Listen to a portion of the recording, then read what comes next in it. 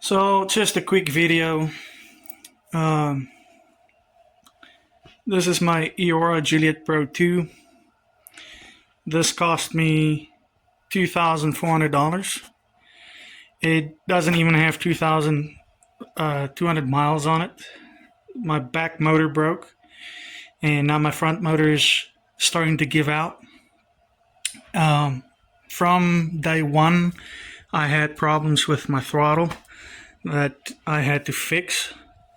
Since I got it, unfortunately, I couldn't use the return to send it back as I needed it for work.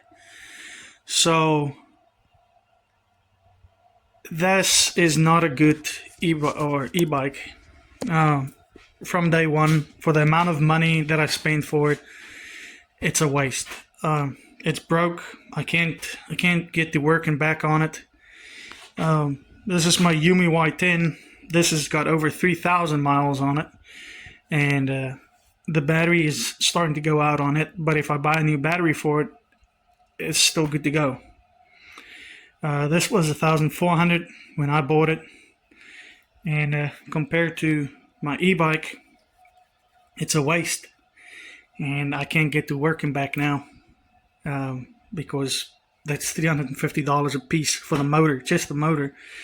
And I don't have all the tools to replace the motor on this Juliet.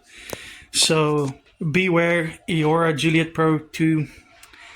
From day one I had problems with it, and now barely 2,000 miles and it's given out on me.